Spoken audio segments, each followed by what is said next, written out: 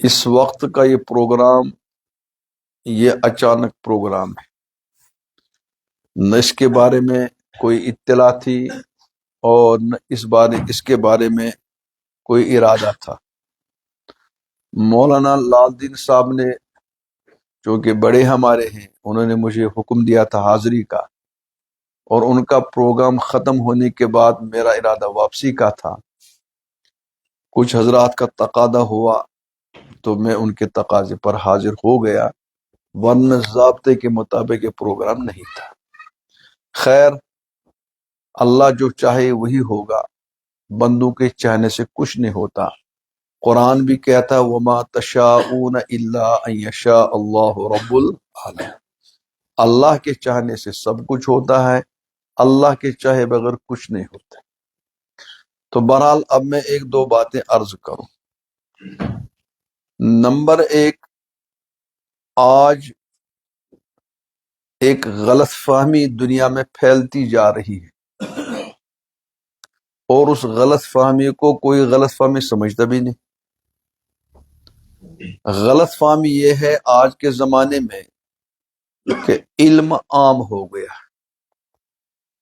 علم جب علم عام ہو گیا ہے تو اب ہر آدمی خود پڑھے اور اپنی راہ اختیار کرے، اور بظاہر لگ رہا یہ مسئلہ ٹھیک بھی ہے کہ علم عام ہو چکا ہے۔ پہلے زمانے میں اتنی کتابیں نہیں تھی جتنی اب ہیں، پہلے زمانے میں اتنے علماء نہیں تھے جتنے اب ہیں، پہلے زمانے میں یہ پرنٹ میڈیا اور الیکٹرک میڈیا وغیرہ اتنی بہتات نہیں تھی۔ آج آپ واٹس ایپ کھولیں تو علم، موبائل کھولیں تو علم، ریڈیو کھولیں تو علم، ٹی وی کھولیں تو علم۔ بظاہر لگ رہا ہے کہ علم کی بہتات ہے، اور کہنے والا صحیح کہہ رہا ہے کہ علم تو ہے ہی۔ پہلے زمانے میں کتابوں کے عربی میں تھی، اب تو ان کے ٹرانسلیشن ہو چکے ہیں انگریزی میں، اردو میں اور دوسری زبانوں میں۔ اس کا مطلب یہ ہے کہ مختلف جاننے والے، زبانوں کو جاننے والے، وہ مختلف انداز سے اپنی حیثیت کے مطابق کتابوں سے فائدہ اٹھا سکتے ہیں، علم حاصل کر سکتے ہیں۔ بظاہر تو لگ رہا یہ دعویٰ صحیح ہے، لیکن میں کہتا ہوں یہ غلط فہمی ہے، یہ نادانی ہے، یہ بالکل غلط بات ہے۔ کیوں؟ اس کی دلیل میں دوں پہلے کہ حدیث، پھر ہم اپنے معاشرے میں اس کو سمجھنے کی کوشش کریں۔ یہ تو بڑا دھوکہ ہے کہ علم عام ہے، علم زیادہ ہے۔ حدیث ہے صحیح بخاری کی کہ قیامت جتنی قریب ہوتی جائے گی علم اتنا ہی کم ہوتا جائے گا۔ حدیث ہے صحیح بخاری کی، قیامت جتنی قریب آتی جائے گی علم اتنا ہی کم ہوتا جائے گا۔ اور قیامت قریب ہے یا دور ہے؟ کیا فرمانے آپ لوگ؟ قریب ہے، زیادہ سے زیادہ قریب ہے۔ جو احادیث میں قیامت کی نشانیاں ہیں وہ تو ظاہر ہوتی جا رہی ہے، روز بروز جا رہی، نئی نئی نشانیاں ظاہر ہو رہی۔ اب قیامت زیادہ دور نہیں۔ احادیث کی روشنی میں اب میں ضروری میں وہ علامتیں بتاؤں کیا کیا مسئلہ، لیکن جتنے آپ کو پتا ہے اس سے تو پتہ چلتا ہوگا کہ قیامت قریب ہے۔ جب قیامت قریب ہے، حدیث ہے صحیح روایت بخاری شریف کی تمام کتابوں میں موجود ہے، قیامت کے قریب ہونے کی نشانی یہ ہے کہ علم کم ہوگا۔ جب حدیث ہے کہ علم کم ہوگا اور ہم کہتے نہیں علم زیادہ ہے، اور ہمیں آنکھیں بھی بتا رہی نہیں علم زیادہ ہے، تو مجھے بتا ہم اپنی آنکھوں کی بات مان لیں گے یا نبی کا فرمان مان لیں گے؟ یعنی مشاہدے مداری کتابیں زیادہ ہے، علم زیادہ ہے، لیکن حضور اسلام فرمائے علم کم ہوگا۔ اب سوال ہے کہ اپنی آنکھوں کی دیکھی ہوئی چیز، اپنے دماغ کی سوچی ہوئی چیز، اس کو مانیں گے، یہاں مانیں گے حضور علیہ السلام کا فرمان. بظاہر تو یہ کہیں گے آپ حضور کا فرمان مانیں گے، لیکن آج کو نوجوان کہے گا نہیں، آنکھیں کیسے بند کروں گا میں؟ وہ جو مشاہدے میں اس کو آ رہا ہے وہ اس کو کیسے جھٹلائے گا؟ جو وہ دیکھ رہا ہے اس کو کیسا انکار کرے گا؟ کوئی شخص ہوگا پرانے زمانے میں آپ کے گاؤں میں جس کے پاس تفسیر ہوگی، آج تو شاید ہر گھر میں تفسیر ہوگی. پہلے زمانے میں تو بہت کم لوگ ایسے ہوں گے جن کے پاس احادیث مبارکہ ہوں گی، شاہی ستہ ہوں گی. آج تو قریب قریب ہر ایک کے پاس شاہی ستہ. اگر کسی کے پاس نہیں کہ موبائل میں تو آپ سب کچھ ہے، موبائل میں تو سب آ گئی. کھولو تفسیریں دنیا بھر کی، کھولو حدیثیں دنیا بھر کی، کھولو فقہ دنیا بھر کا. اب سوال ہے کہ آنکھوں کے مشاہدے کو آپ جھٹلائیں گے کیسے؟ ٹھیک ہے، حضور علیہ السلام کے فرمان کو تو تسلیم ہم کریں گے کہ قیامت قریب آتی جائے گی اور علم کم ہوتا جائے گا، اور قیامت قریب آ گئی ہے، بہت قریب آ گئی. اس کا مطلب ہو گیا کہ علم کم ہوگا، لیکن ہمارے مشاہدے میں آ رہا ہے کہ علم زیادہ ہے. اور یاد رکھ لو، میرے پیغمبر علیہ السلام کا فرمان صحیح مشاہدے کے خلاف بالکل نہیں ہو سکتا. جو ہم آنکھوں سے صحیح طور پر دیکھیں گے، میرے پیغمبر علیہ السلام کا فرمان اس کے خلاف ہو ہی نہیں سکتا. جو چیز پروف ہے، جو چیز حقیقت بن چکی ہے، پیغمبر علیہ السلام کا فرمان اس کے خلاف نہیں ہو سکتا. اب آپ جو فوراً کہہ رہے ہیں نہیں پیغمبر کا علیہ السلام کا ہی فرمان مانیں گے، ایمان کا تقاضا تو یہی ہے، لیکن اس کا کیا جواب دیں گے آپ جو آپ آنکھوں سے دیکھ رہے ہیں؟ جو آپ آنکھوں سے، اس کا کیا جواب آپ کے پاس؟ وہی جواب میں سمجھاؤں کیا بات. مسئلے ہیں دو الگ ہیں. مثلا ہم پیچھے جائیں گے، تھوڑا سا پیچھے. جو یا بزرگ قسم کے لوگ ہیں وہ جانتے ہیں، نئے لوگوں کو زیادہ پتہ نہیں. 50 سال پہلے گھروں میں آرام کی چیزیں نہیں تھی.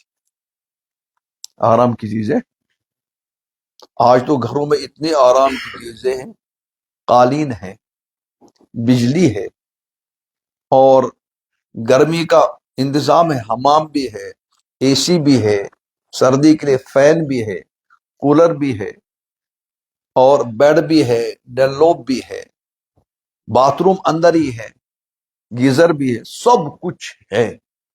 لیکن آج سے 50 سال پہلے شاید یہ سہولیات نہیں تھی. یا تھی؟ یا نہیں تھی؟ شہروں میں نہیں تھی، یہ تو اب آ گئی ہے. ماں جی اتنی شاندار آپ کی فین آپ کے ہیں، اتنے بلب ہیں. پہلے تو وہ چلتا تھا چراغ 50 سال پہلے. تو آج کے زمانے میں ہر گھر میں آرام کی چیز ہے. پہلے تو ایک زمانہ ایک چادر لے کر کوئی سو جاتا تھا، آج تو نیچے بھی مٹرس ہے، اوپر بھی پتہ نہیں کہتے کمبلیں خاص شاندار قسم کی. لیکن پہلے زمانے اور آج کے زمانے میں فرق ہے. پہلے زمانے میں آرام کی چیزیں نہیں تھی، لیکن آرام تھا. آرام، ایک آدمی راستے میں سو جاتا اور معمولی چٹائی پر سو جاتا، نیند آرام سے آتی تھی. آج کے زمانے میں آرام دہ چیزیں تو ہیں، لیکن شاید آرام صحیح. آرام کے لیے کیا کیا اتنی اتنی موٹی گولیاں کھانی پڑتی جب نیند آئے گی. پہلا زمانہ تو زمیندار تو سوتا تھا کھیتی میں، مزدور سوتا تھا راستے میں، کوئی ڈاکٹر ہوتا تھا وہی کلینک میں ہی سو گیا. آج تو سونے اور آرام اور سکون کے لیے تو اتنی دوائیاں کھانی پڑتی ہے کہ صحت ہی خراب ہو. تو گویا آج کے زمانے اور پہلے زمانے میں فرق. اس زمانے میں آرام دہ چیزیں نہیں تھی، لیکن آرام تھا. آج کے زمانے میں آرام دہ چیزیں ہیں، لیکن یہ تو ایسی حقیقت کا کوئی انکار نہیں کر سکتا. یا اس سے اور سادہ لے لو، 50 سال پہلے صحت کی چیزیں نہیں تھی، کھانے کی چیزیں تھی نہیں، بہت مشکل کس کو ملتا تھا. آج تو اتنے کھانے کی بہتات، پہلے زمانے میں جو اسکول جاتے تھے کیا کھاتے تھے بیچارے. آج کے زمانے میں جو بچے جاتے ہیں اسکول، نہ آملیٹ مانتا ہے وہ سیدھا کھانا، نہ وہ نہ یہ اتنے اس کے پیچھے لگنا پڑتا. کچھ کھاؤ لیکن کھاتا نہیں. پہلے زمانے میں کھانے کو ملتا نہیں تھا. کھانے والے تو تھے، کھانے والے تھے لیکن کھانے کی چیزیں. آج کے زمانے میں کھانے کی چیزیں بہت ہیں لیکن کھانے والے نہیں. یا یوں کہو صحت بنانے کی چیزیں آج بہت ہیں لیکن صحت ہی نہیں. پہلے زمانے میں صحت بنانے کی چیزیں تو نہیں تھی لیکن صحت تھی. میرے خیال سے یہ بھی اتنی واضح بات کو اب زیادہ کھولنے کی ضرورت ہے. تو آرام کی چیزیں نہیں تھی، آرام تھا. صحت کی چیزیں نہیں تھی لیکن صحت تھی. یہ حال علم کا ہے. دوستو میرے پیغمبر علیہ السلام کا فرمان کبھی غلط نہیں ہو سکتا، کبھی نہیں ہو سکتا، مشاہدے کے خلاف نہیں ہو سکتا. میرے پیغمبر نے فرمایا قیامت قریب آتی جائے گی، علم اٹھتا جائے گا، علم کمزور ہوتا جائے گا. یہی صحیح ہے. اب ہم دیکھ رہے ہیں، اس کا مطلب ہمارے دیکھنے میں کچھ گڑبڑ ہے. ہمارے کبھی آنکھ غلط بھی دیکھتی یا نہیں دیکھتی؟ آنکھ کبھی غلط دیکھتی ہے اور اتنا غلط دیتی ہے اللہ بچائے. میں مثال دوں، سادی مثال. ٹرین سے جس نے سفر کیا ہو،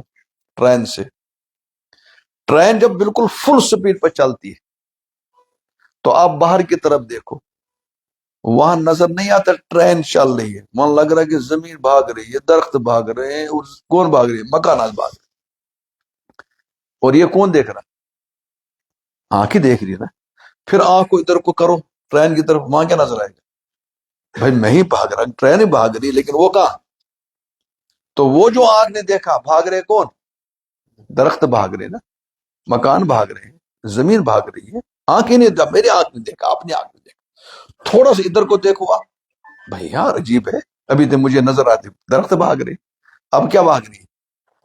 اس کا مطلب ہے آنکھ غلط ہے دیکھ سکتی. اور اتنی نہیں میری آنکھ، اگر ہم سب ٹرین میں سفر کریں پھر سپیڈ میں ہم دیکھیں گے باہر کی طرف، سب کی آنکھوں پہ ہی نظر آئے گا، چاہے کتنا مضبوط چشمہ بھی لگا تب بھی نظر کیا آئے گا؟ تو یہی حال ہمارا بھی ہے. میرے پیغمبر کا فرمان قطعاً غلط نہیں ہو سکتا، قطعاً غلط نہیں ہو سکتا.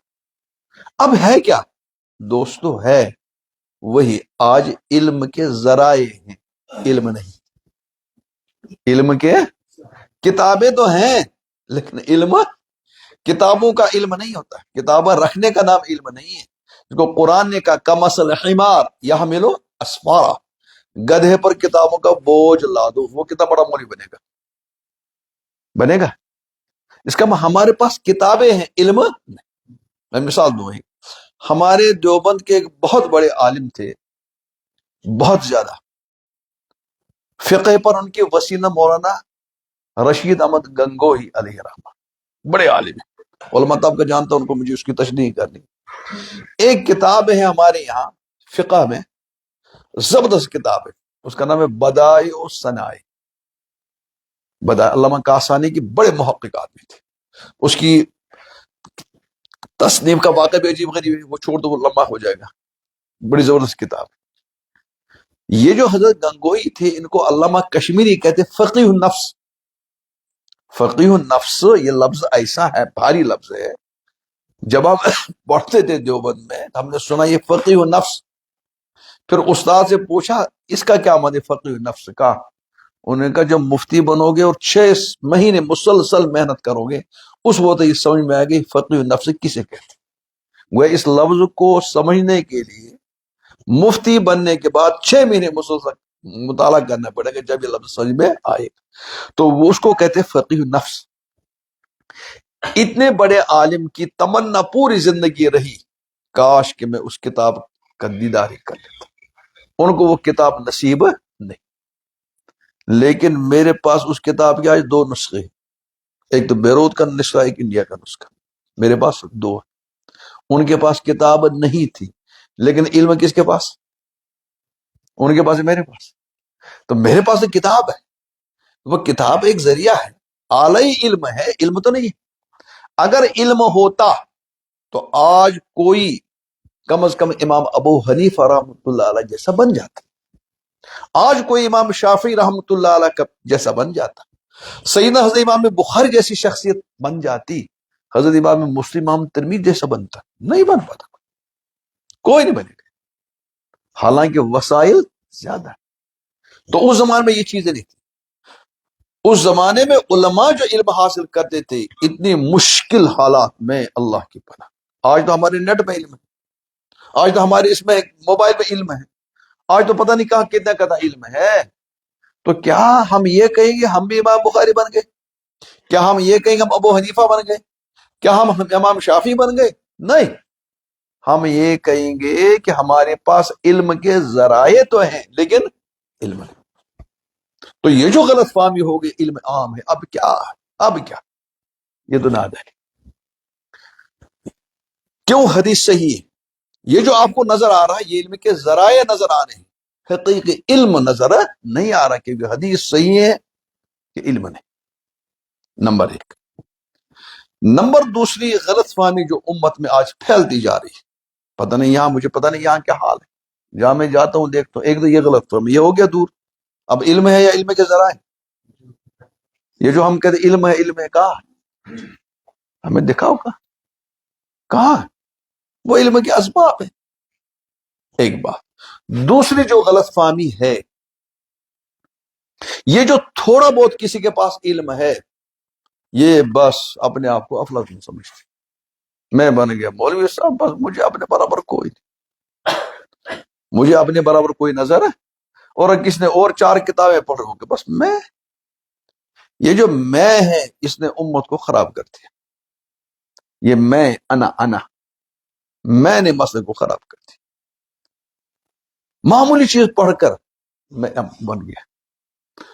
اس کو تو میں تھوڑا سا اشارے کروں گا، جن 2-4 مسئلے ارادہ میں بیان کروں گا، آپ کو تو بات کھل جائے گی، پہلی بات ہوگی سمجھ میں آگے، یعنی جو میں بات کروں اس کو ریکارڈ آپ کر لیں، سمجھ لیں میں کیا کہہ رہا ہوں، کچھ نہ کچھ نتیجہ نکلنا چاہیے بات کا، میری عادت ویسے بھی نہیں وہ لمبی وہ تقریر کرنا، وہ کون سے کچھ پلے نہیں پڑے، جو بات 3 باتیں سمجھے، 2 باتیں سمجھے، ایک ہی، لیکن وہ بات سمجھ میں آ گئی۔ دوسری غلط فہمی کہ جتنا میں نے پڑھا ہے اب بس میں اس کو سمجھتا ہوں، بس آخری ہو گیا، اب دنیا کی کوئی طاقت میرے برابر، بس سنو، نہ اللہ کو پسند ہے یہ چیز اور نہ یہ حقیقت ہے، یہ نادانی۔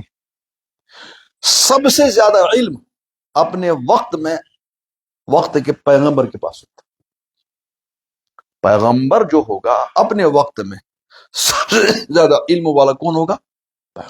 پیغمبر سے زیادہ جاننے والا کوئی نہیں ہو سکتا، کوئی نہیں، نہ اگوا نہ ہو سکتا۔ میں ایک حدیث سنا آپ کو، اس غلط فہمی سمجھنے کے لیے، آپ جانتے ہیں ایک پیغمبر، عظیم پیغمبر کا برابر قرآن میں بار بار تذکرہ ہے، سیدنا موسیٰ نبینا علیہ السلام، جانتے ہیں قرآن نے ان کا تذکرہ کیا بچپن سے لے کر بلکہ بچپن سے پہلے بھی ان کا تذکرہ، ابھی پیدا بھی نہیں ہوا، قرآن نے تذکرہ کیا، اور احادیث مبارکہ میں زبردست ان کا تذکرہ۔ وہ کیا تھے؟ پیغمبر تھے، پیغمبر تو خود ہی علم مسئلہ ہے، پھر ان کی ایک خصوصیت، اللہ نے کتاب بھی دے دی، تورات دے دی، صاحب کتاب پیغمبروں میں بھی کیٹیگری ہے، ایک ہے کتاب پیغمبر، کتاب نہیں، ایک ہے صاحب کتاب پیغمبر موسیٰ علیہ السلام، باضابطہ ان کی شریعت، قانون، امت، بنو اسرائیل کے پیغمبر، اور کلیم اللہ، اللہ سے مناجات کرنے لے جا، وَكَلَّمَ اللَّهُ مُوسَىٰ تَكْلِيمًا، ان کی خصوصیات۔ پھر خصوصیات کے بعد ان کی ایک دعا ہے، وہ دعا بھی شاید یاد ہی ہوگی، انہوں نے ایک مرتبہ اللہ سے دعا مانگی، رب اشرح لی صدری ویسر لی امری واحلل عقدۃ من لسانی یفقہوا قولی، یہ دعا موسیٰ نے مانگی، اے اللہ میرا سینہ کھول دے، مجھے اتنی طاقت دے دے میں اپنی بات سمجھا سکوں، موٹیویشن پاور، مجھے یہ طاقت دے دے، کیونکہ سب سے بڑا کمال ہے ایک عالم، ایک خطیب، ایک بولنے والے کے لیے کہ اس کو موٹیویشن وہ بات اپنی سمجھا سکے، مشکل بات کو آسان الفاظ میں، یہ کمال ہے، یہ اللہ کا احسان ہے، کس کو دیتا ہے۔ تو موسیٰ علیہ السلام کو تو پہلے ضرورت ہی نہیں تھی، لیکن اس کے بعد دعا مانگے، اے اللہ میرا دل کھول دے، میری زبان کھول دے، مجھے اتنی طاقت دے کہ میں اپنی بات سمجھا سکوں۔ اللہ نے یہ دعا قبول کر لی، اللہ نے کہا میں قبول ہے۔ اب بتا، اتنے صفات کا مالک،